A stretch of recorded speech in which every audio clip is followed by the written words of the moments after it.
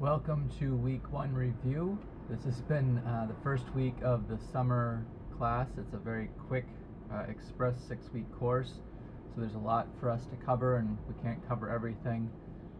So we're going to try to cover the most important stuff and put it in a frame that is useful for your transferring when you transfer on, for those of you going to John Jay, and for those of you who are going to continue in career in criminal justice, right? We want to try to focus on that and keep our learning outcomes in mind. And so I pulled this quote from one of your readings, Furman versus Georgia, where our task today is more complex. And it's not just the Supreme Court. When you're thinking about constitutional law and cases, it's always a complex, difficult task. The harder you work as far as trying to do the readings, the excerpts, and using the textbook, the better off you'll be. The more you try to go use the internet or other sources, the harder you're going to have. It's going to be more difficult because those things are almost always wrong in the old adage of you get what you pay for. So what I'm going to do is I'm going to use some of your student responses from the discussion board to help you see where you're at and where you need to go. So just to remind you, it's always kind of like this game at the beginning, right, between the professors and the students, is you don't know what I know, and right, I've been teaching now for 14 years, so I have a pretty good sense of how students start a class and the kind of ways that you're thinking about constitutions, how you're thinking about law, and what you think of what you've learned so far in the criminal justice program, and what you need to be able to learn. And so this is very much a class about learning how to learn within legal reasoning. And you'll find the definitions of these threshold concepts on page 75 to 78 in the reading, and you should spend some time going over those, maybe make flashcards, right? Try to memorize those because they're important to this class. They're also important to the discipline. So, you were asked to be able to describe the tension between social control and resistance strategies on the discussion board, and this is one of the learning outcomes. There's a rubric I provided in week 1. I'm going to use that as an example today so you see how that works. I was a generous grader for the most part if you followed directions, and that's going to get harder over time, right? I'm not going to be as generous. You're not just going to get 5 points because you follow directions. You're going to start to be graded based on how well you're learning using the learning outcomes and the rubric. So you have to think about, what I asked is use quotes directly from the reader, right? And you should also that means also cases, right? So my ideal scenario, the students who do well in this class is that they're pulling from the readings and they're pulling from the cases, direct quotes that were in the excerpts. And then you're going to want to think about how does that help me see that you're learning these 3 important learning outcomes of legal reasoning, which is different from logical reasoning, and it's different than motivated reasoning, your feelings about something, which is oftentimes what you're doing in other classes. And so, that's where you're kind of trying to do something a little bit differently. Also, the polyvocality of legality narratives, which is a mouthful, right? It's a complex concept.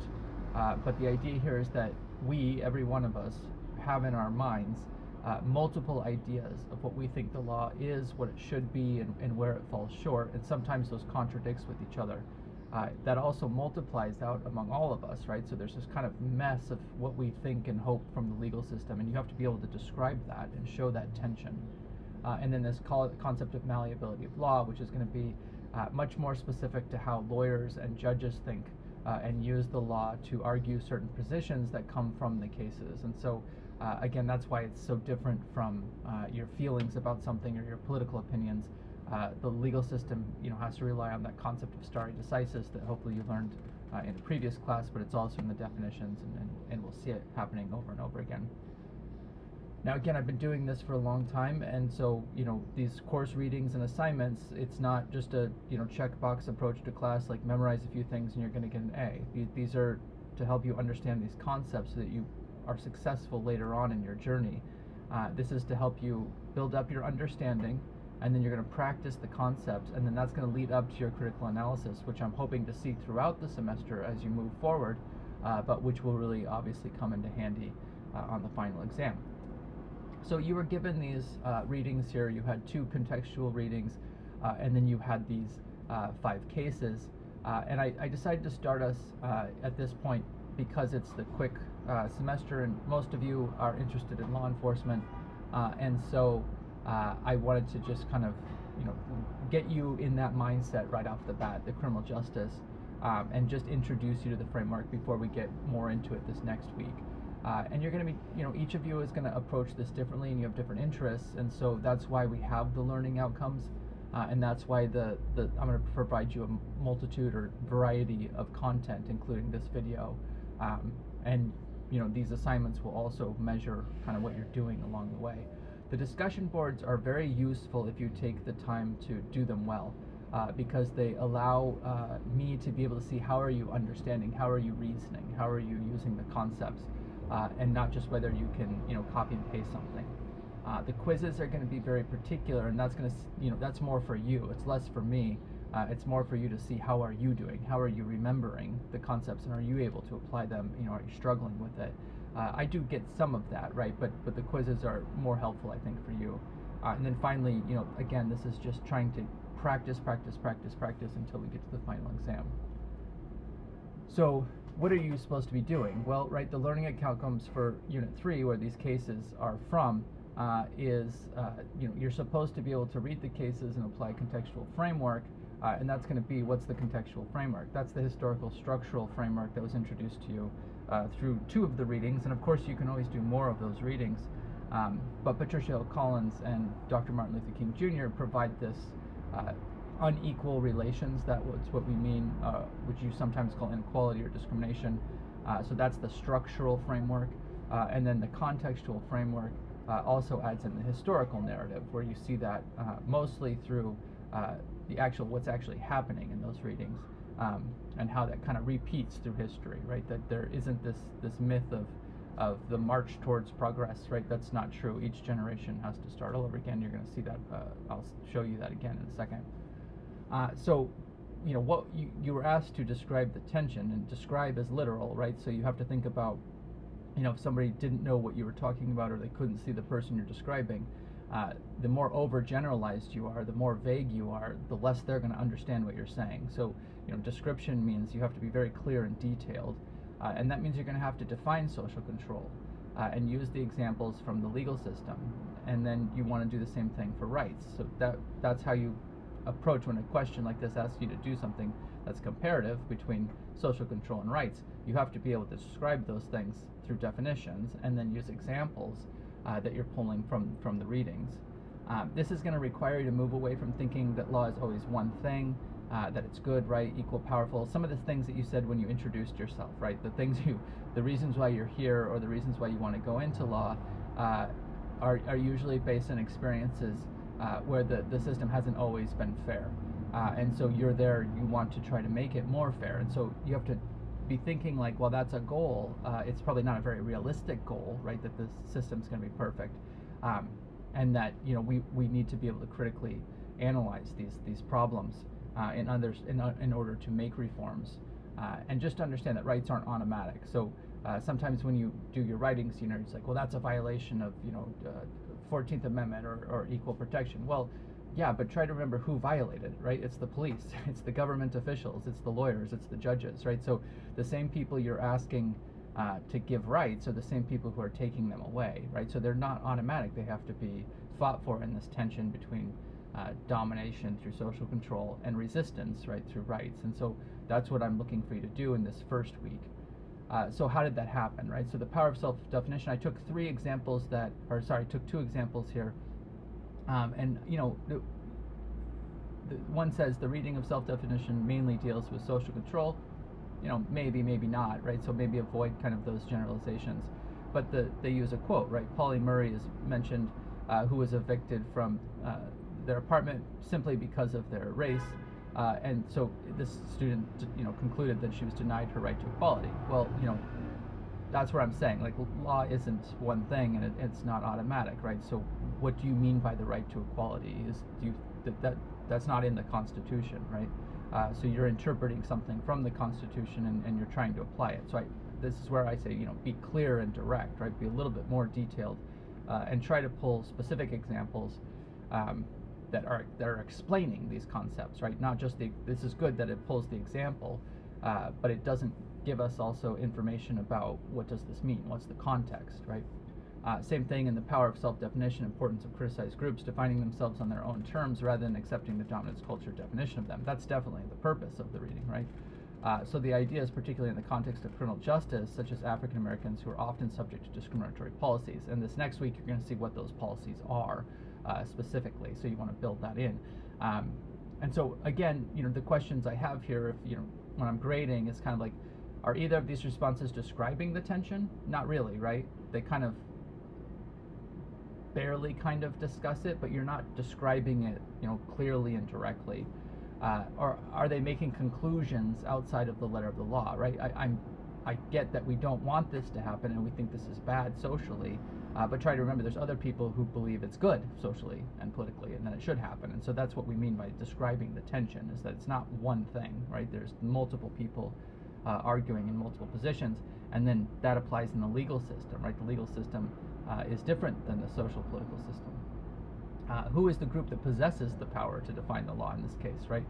So this is the whole kind of point of power self-definition, as the student kind of introduced us to, but be sure that we're talking about who are these people, right? It's clear when I pulled this example from the reading, right, that we're talking about white people who are using the legal system to discriminate against African Americans in this case. And so, when Patricia Collins is saying that they're questioning the intent and the credibility of white people in the legal system, right? These people who are holding these powerful positions of being judges, police officers, incarceration officials, government actors, right? These people are using the law, so segregation is legal here, right? So we're saying she's denied to a right to equality, but there is no right to equality, right? There's the right to segregation, to separation, to discrimination, and that was achieved through the legal system, right? So this is what we mean by the law is malleable, right? It changes based on how people use it. It's not automatic, right? So just because somebody wants it to be there doesn't mean it's there.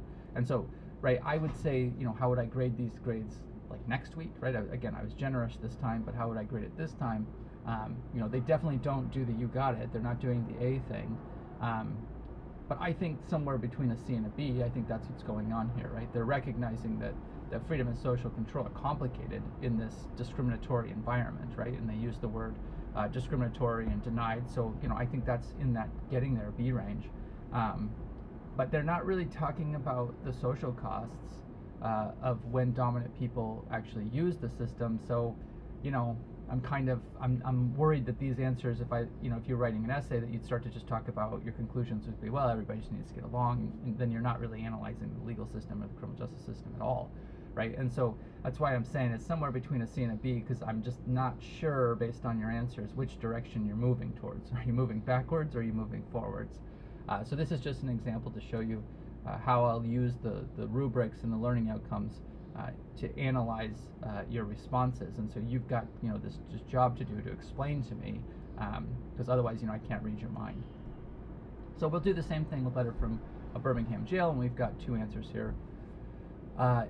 In the future, you don't have to repeat what the question asks unless it's super helpful for you. But so what is illegal and legal here is creating societal norms, right? And some of the laws that lead to resistance from people or groups of people who challenge decisions. Now, I think that's an open question, right? I don't know that when a judge decides something that changes societal norms, right? So going back to segregation, right? That the judges decided in a case that schools should be desegregated, but that hasn't happened to this day, right? So you can look it up yourself, but just search New York Times segregation map, and you'll see that the United States, and New York in particular, is more segregated than it was in the 1950s. And so I think sometimes the judicial decisions create or influence, I think would be a better word, right? Influence societal norms. But sometimes it's the other way around. Sometimes the societal norms influence what the judges think and how they make decisions.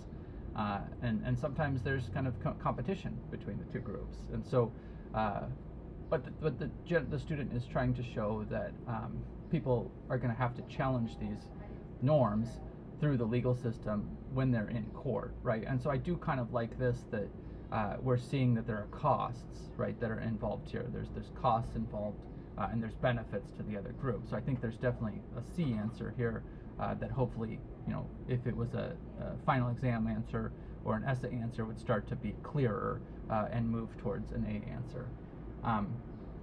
Again, the letter talks about the fight for equality and civil rights. That, to me, that's a Google answer. The letter reflects the time the community had to wait, right? This is all summarizing. The justice too delayed is justice denied. That is from the reading, right, from the excerpt that you're given. So I'd like to see, more of a discussion of what the tactic of creating tension was and how it relates to this quote, right? So between these two answers, which one better describes the tension? I think I like the second answer a little bit more because it's trying to get there. It's talking about the tactic of creating tension through nonviolent resistance, and that's the advocacy for rights. But I would have liked to hear more about how that's happening and use more example from the reading and analysis of what King is saying, right? Because again, remember, where is he? The Birmingham letter, right? That's almost implying that he's writing it from his nice, comfortable house, right? No, he's in jail, right? So remember, he's been accused of a crime. He's a criminal defendant in this case, right?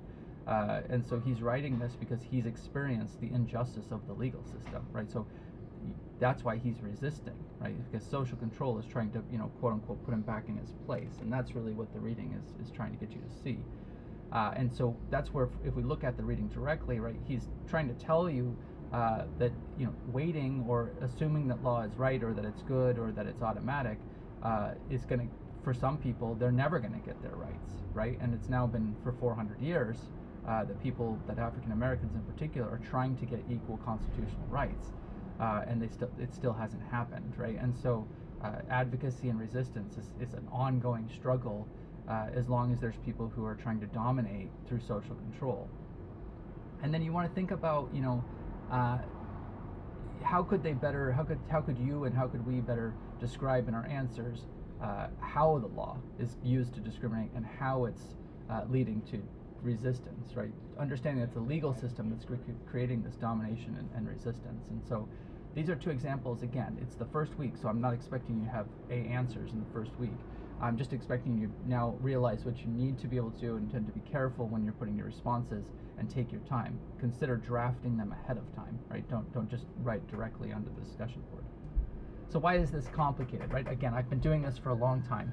So in most classes, if you start at the bottom of this little pyramid, right, most classes, especially the introduction classes, introduction to criminal justice, introduction to American government, right, they're asking you to just recognize and recall facts that you're getting. Let's be honest, you're probably getting some of them from chatbots, some of them you're getting from YouTube videos, some of them you're getting from the internet, right? Some of them you're getting from social media, some of them you're getting from your memory, some of them you're getting from your opinions, some of them you're getting from the readings that were assigned to you, right? Or the lectures that the professors give you.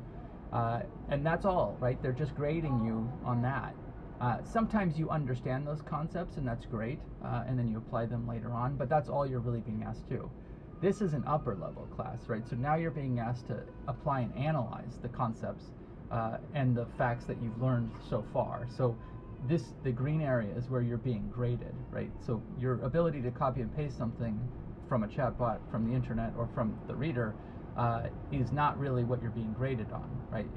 In fact, as you're going to see, sometimes you're going to get in trouble if you don't, because you're not analyzing, so you're using the wrong information that wasn't in the things that I prepared for you, right?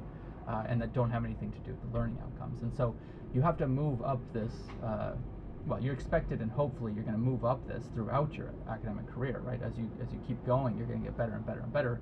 And eventually, right, to get a job in the criminal justice system after you get your 4-year degree, you're going to have to be able to evaluate and create things, right? That's what we're being asked to do. And so it's kind of a long road, right? But you've got plenty of time and lots of classes.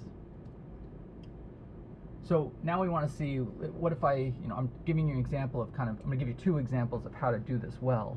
One is using your responses so far, and this kind of gives you an idea of why you should be reading other students' posts and reading them carefully, and then also thinking about how you might learn from this activity. And so if we really point out where the concepts the students are using, well, they're talking about social control, versus the right to equality, right? They're talking about, rather than accepting domination or social control, African Americans, in the examples given, who have been subject to discriminatory policies, were resisting. If we think about judicial systems or judicial decisions having an impact on societal norms, that means that's going to lead to resistance, and some people are going to challenge those decisions. And then this is a fight for equality and civil rights, and you have to move away from the illusion of a better future, but just by waiting. And that we have a legal principle here, that this concept that, and this is an ancient concept, but justice too long denied is essentially not justice at all, right? If you're just waiting and waiting, then you're not really getting justice. And so in order to get justice for people who are treated wrongly, their tactic is to create a tension through the legal system, advocating for their rights. And so how do we see that? Well, I think the most obvious case that you were assigned is Powell versus Alabama, in which the social control, right? Try to remember, these are the lawyers, the judges, the criminal justice system, the police, right? Everybody was working together here to deny due process of law to African Americans. So think about that in the societal norms. In 1932, African Americans aren't treated equally, right? And so you've got the legal system is in social, right? It's reflecting the social reality. So if we analyze today's society, again, it's not about what we want to have happen, but we're saying, who's being targeted and killed by police using excessive force. It's not predominantly white upper middle class people, right? And so the social norms are telling you that we still don't believe that everyone is equal. And so don't be surprised when the courts follow the social norms, right? And so what happened in that case? Well, how were they denied the due process? This is what we mean by the description. Well, they tell you, right, in the excerpt, the court tells you that they didn't get a fair trial, right? That it was too quick, that there wasn't time, that nobody was really deliberating whether they were guilty or innocent. They were denied the right to counsel, right? So they didn't have time to prepare, right? This is not just like whether you get a lawyer, right? It's how can you work together with your lawyer to make sure that you have an adequate defense and that you make the other side prove its case.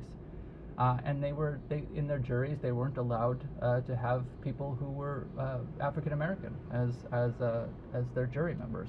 And so, right, they were intentionally excluded so that they wouldn't get a fair jury system. And that still happens today, right? Now, again, people have to assert their rights. And so how did they do that? Well, right, they didn't accept the narrative that they didn't deserve rights because they were people of color, right? They said, no, we deserve rights. Here it is in the Constitution. Here it is in these legal documents, and so we're going to demand them. And so you see, right, that they have to fight back, right, constantly. It's not like just because a case says you have to have due process, that doesn't mean that all cases are going to have due process here in the year 2023, right? People still have to fight back, but now they have the language from this case from 1932 to say, look, Supreme Court, you've said that we have these rights. We need you to hold, your promise that we're going to get these rights. And so that's how the things interact. Now, what I'm really looking for you to do is in the next week, is to show understanding using the quotes. So I'll give you more examples from the readings, right? In Garrity versus New Jersey, the legal system, government officials, higher ranking police, they all use the law for social control to intimidate these weaker police officers. But the officers resist by demanding their right to be free from self-incrimination. And what the court says, because of this resistance, right? Think about this. If there's no resistance, then the court doesn't ever say this, right? And so resisting discrimination and domination is what allows the courts, the judges, to be able to say, oh, you're right? There is a right here that we're not giving you. And they come up with an example here, is where you're between a hard place, a rock, right? Something you don't want to be up against, and the whirlpool, which in this you would drown, right? In a whirlpool, that's not a choice, right? So that's duress. So if police or government officials or anyone is threatening you with, like, here's your choice, right?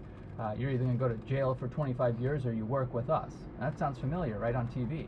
That's a violation of due process, right? That's not choice, and so you're being forced to self-incriminate yourself. And so again, it's not going to be automatic. You'd have to argue this in court, and you have to remind the court that, hey, in Garrity versus New Jersey in 1967. You said where the choice is between the rock and the whirlpool, duress is inherent in deciding to waive one right or another, and so therefore my constitutional rights were violated. In Gates versus Illinois, the Supreme Court rules in favor of social control, giving police incredibly broad powers to determine what they think probable cause is, and specifically don't even have to list the evidence in the search warrant. And so, the judges said, in dealing with probable cause, the police, they are the practical considerations of everyday life on which reasonable and prudent men, not lawyers and judges, act. So they're saying we're going to give deference to the police in these situations, and so don't be surprised, I say, right? Social analysis says don't be surprised if police begin to abuse this freedom and this power that the courts have given them. And so these injustices today of excessive force are directly tied to this case, and the courts giving them such broad cases. And so now you see why people are fighting for restoring their Fourth Amendment rights, right? The legal analysis here has led to people to say, wow, we got to fight back, we have to resist. In Gitlow versus New York, you see another extreme example where the Supreme Court decides, you know what, we're going to put limits on the First Amendment rights, and this is going to strengthen the system, right, the legal system, the criminal justice system, their ability to use social control against anyone who would advocate that it should be replaced. I mean, in other countries, we call this a dictatorship, right? But in our country, we say, well, no, you have to balance it. See the dilemma here, right? There's a tension between social control and rights. And so they concluded that the publication and circulation of a newspaper article or social media post may be an encouragement or endeavor to persuade to murder, although not addressed to any person in particular. So even if you're being vague, they're saying the state, the government can come after you, they can police and punish you, they see as a threat. This seems to be, right, balance is leaning towards social control, not towards individual rights. However, in Furman versus Georgia, you see a different Supreme Court, right? Different judges. They're saying, man, we really got to think about this, right? On the one hand, the state has this power to police and punish, but on the other hand, right, we have this idea of individual rights. And so we're not supposed to be creating a caste system of separate and unequal people. And so law enforcement, is pregnant with, full of discrimination, and discrimination is obvious in the system, and so that's not compatible with the idea of equal protection law. So we have to figure out a way to restore the balance. Same thing with Justice Brennan saying that the death penalty itself takes away the rights of the executed person. So if you wrongfully convict and execute a person who turns out to have been innocent, well, not much you can do about it now, right? So that's a pretty extreme and what he calls a degrading punishment, and so we don't want the government to have those rights, they say. Justice Marshall, Thurgood Marshall, says, most Americans don't know much about who's getting executed and why, yet they have lots of opinions on whether the death penalty should exist, right? But they don't know what's going on in the system, and so we have to be careful, because just because we say we have a principle called reasonable doubt does not mean that it's actually happening in the courts. And so, right, we have to try to think deeply about, are we really sure we want to put the balance in favor of the state and social control when so many people's rights are being violated? Now, on the other hand, right, in that same case, Justice Stewart says, well, I'm worried that in an organized society, if we're not willing to oppose or impose the death penalty, then maybe people will start taking the law into their own hands, like you've seen several cases now here in New York City recently, where people are taking the law into their own hands. Now, I think it'd be crazy to argue that that's because there's no death penalty, but his principle is right here in the sense that when people start to infer that organized society isn't willing to punish people, some people will take advantage of that. And so this is what we mean by the tension between social control and individual rights. That's why I said at the beginning, this is complex. It's not easy. It's not one answer is going to win the day. So my final thoughts are moving forward to be successful in this class, and especially with next week, is use quotes. Let me say it again. Use quotes. Use them from the excerpts, right? Like I said earlier, some of you are using quotes that are not from the excerpts, and it's very obvious to me because I wrote this book, right? I know, and I took a lot of time to edit it so that we're only looking at the things that are important for this class. Some of you are using content that really has nothing to do with this class. That might work in other classes, so I understand, right? I'm not judging you. I'm just warning you that won't work in this class, and so you have to really make sure that you're sticking to the textbook, because I took a lot of time and a lot of energy to put it together to help your learning based on my experience working with students at Kingsborough. Now, you want to think critically and try to memorize the concepts and outcomes. So again, go back to those definitions, make flashcards, try to memorize those, and look and pay attention to learning outcomes, what's being asked of you, how you're being graded, how you're being analyzed by me. Don't be afraid to reread cases and the readings. At the end of the semester, students always tell me, wow, this was hard. I agree, constitutional law is hard. And so don't be afraid to reread. It's okay. You're not going to understand everything. You're definitely not going to understand everything the first time. Part of doing legal analysis is rereading and reading carefully. Highlight, right? Make notes. Try to think carefully when you do next week's reading to think about what you've learned so far. And then what's the new stuff that you're learning, right? How is this different than what you thought that the world was, or the way that the legal system works? So this next week is all about law and inequality, and so you're going to get very specific examples of that contextual historical framework. Show me you learned from this video, right? Sometimes I wonder, right? I make of it, did anybody watch it? Did anybody learn? Sometimes, students tell me that they appreciate it and they learn something from it, or that they want me to focus on something else. And so, by all means, right? Email me and let me know what you need help with, especially when it has to do with the readings and it has to do with the learning outcomes. I do not mind making these videos if they're useful for people. You're really being asked here, be very careful, right? Because on the discussion board, I'm gonna be pretty mean in grading, because I'm asking you to quote from the textbook, and it's a little bit of a challenge, right? It's do you pick the right quote that explains what the question is? This is how I understand whether you're understanding the concepts in the reading. And so you want to make sure that I pick the right quote. Is it the one that's actually answering the question that my professor's asking me here? And so we want to look at the gap between what everyday people know and what formalists know, and what is in the Constitution, and what judges interpret the Constitution. And then you want to make sure that when you're commenting on other students, you're not criticizing or analyzing their answer. You're not telling them, hey, I think you did a good job. You're not saying, I agree, right? What you're doing is building a dialogue, right? Ideally, you'd start to be talking to each other through the discussion board over the next few weeks. So feel free to talk to more than one other student, right? Just a minimum, you need to talk on another student's post. Show me, I'm analyzing whether you understand the course concepts, whether you understand what concepts they were using, like I showed you in this video, and how that applies to your own learning. That's why you say, I agree, or hey, you did a good job. How can I give you points, right? You didn't show me anything about what you understand. In the readings up to page 52, always be comparing the cases to the concepts in the unit readings and the learning outcomes. And in this introduction, I try to integrate the cases in with the concepts like I just did in this video. And so you're getting an example of how to do it and how to explain the cases according to this contextual framework. Then go back and compare that to week 1, right? Start to make an outline and compare week 1 to week 2. I cannot emphasize enough.